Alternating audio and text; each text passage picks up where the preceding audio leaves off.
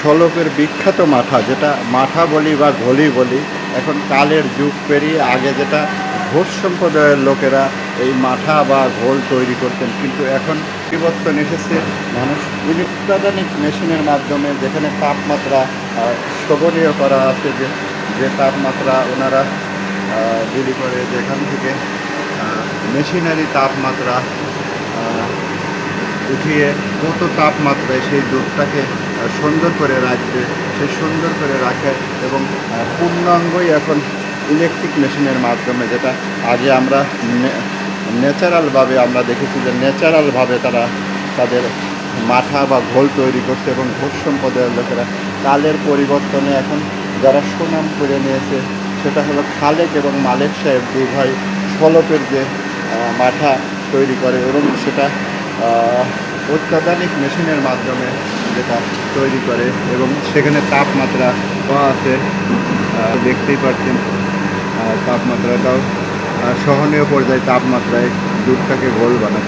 সারা বাংলাদেশে বিখ্যাত হয়ে বিক্রি করা হয়, যেখানে বাংলাদেশ থেকে বাংলাদেশের একটি ঐতিহ্য শলকের মাঠা।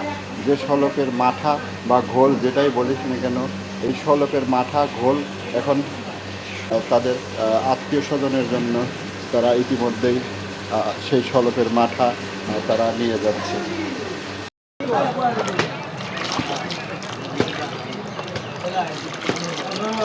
আপনারা দেখছেন শলকের সেই নাম করা বিখ্যাত ঘোল, যেখানে খালেক সাহেবের নাম শোনা যাচ্ছে। খালেক এবং মালেক সাহেব দু ভাই, এবং ওনারা যদিও এই ঘোলগুলো বিক্রি হতো, আগে দেখা যেত ঘোষ সম্প্রদায়েরা বিক্রি করতো, কিন্তু এখন দেখা যাচ্ছে মানে কালের পরিবর্তনে যারা ভালো কিছু বিক্রি করছে তাদেরকেই মানুষ টেনে নিচ্ছে। এবং আমরা রোডে আসার সময় শুনতে পাচ্ছি যে খালেক সাহেব এবং মালেক সাহেব দু ভাই, কিন্তু দু ভাই হলে পরেও ওনারা ধর্মে মুসলিম হলে পরেও ওনারা ভালো জিনিস বিক্রি করার কারণে তাদের গ্রাহক প্রচণ্ড চাপ। যেখানে দুপুরবেলা যেখানে কোনো লোকজন নাই বললেই চলে, কিন্তু ওনাদের দোকানে ঠিকই ভিড় আছে। খান উনি 1922 সনে আমি শুনছি যে উনি পায়ে হেঁটে রাজশাহীতে যান কর্মকারের কাজ শিখতে। সেখানে কর্মকারের কাজ শেখা অবস্থায় সে এই ঘোষবাড়ির কাঠ দিয়া যাচ্ছিলেন, এবং এইটা দেখার জন্য একটু সে আগ্রহ প্রকাশ করে। এর ফলে সে ঘোষবাড়ি জায়গা দেখার ফলে সেই ঘোষেরাই ওনাকে কাছে টানে এবং বলে যে বাবাজি কোথায় থেকে, বলে আসি পাবনার থেকে। কী কাজ শিখতেছেন, বলে কর্মকারের কাজ শিখতেছেন। বাবু ওইটা লোহাবের একটা কাজ, আগুনের কাজ, আগুনের কাজে যদি করবে তো এটা এই কাজ করো, ঘোষের কাজ করো, খাওয়া ভালো বাবা, তারপরে তুমি ব্যবসা করতে পারো। তখন আমার দাদা মানে খুব খুশি হয়ে সেই কাজ, ঘোষের কাজ শিখে উনি এখানে আমাদের এই সলভ রেল স্টেশন বাজারে ছোট্ট পরিসরে, তখন তো হাঁড়ি পাতিল ছিল মাটির, তখন সে ওই মাটির হাঁড়ি পাতিল নিয়েই এই ঘোষের ব্যবসা শুরু করে। এরকম করতে করতে সে দীর্ঘদিন এই ব্যবসার সাথে জড়িত ছিলেন। এরপরে আমার বাপ এবং চাচারা এই ঘোলের ব্যবসায়ী সলভই করে। এর ফলে দেখা যেত কি এলাকার যত ঘোষ সম্প্রদায় ছিল, তারা দেখা গেল যে আমার দাদার এই সুনাম চারিদিকে ছড়িয়ে পড়াতে ঘোষারা এখান থেকে সবাই চলে গেল।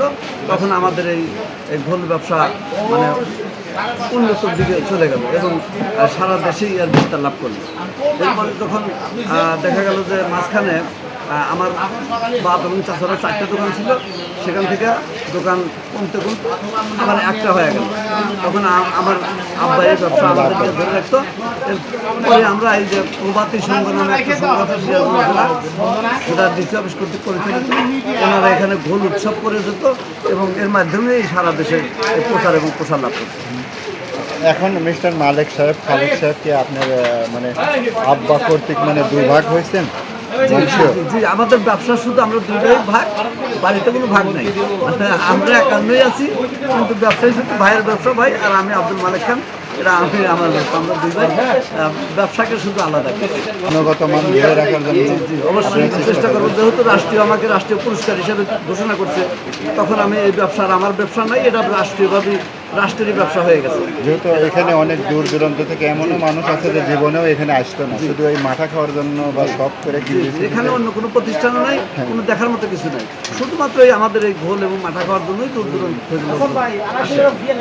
আপনাদেরকে আমরা নিজেরাও চাই যে আপনাদের এই মানে গুণগত মানটা ধরে রাখে। অবশ্যই আপনার কথা ভালো লাগলো, আপনাকে অসংখ্য ধন্যবাদ আমাদের এই পরামর্শ দেওয়ার জন্য। আমরা চেষ্টা করবো ভবিষ্যতের জন্য আমাদের এই ঘোল এবং মাঠা আমরা যাতে করে ভালো খাঁটি মানের দুধ সংগ্রহ করে এবং খাঁটি মানের জিনিস আমরা এই পণ্যগুলো তৈরি করতে পারি, এই জন্য আমরা যথেষ্টভাবে চেষ্টা করব।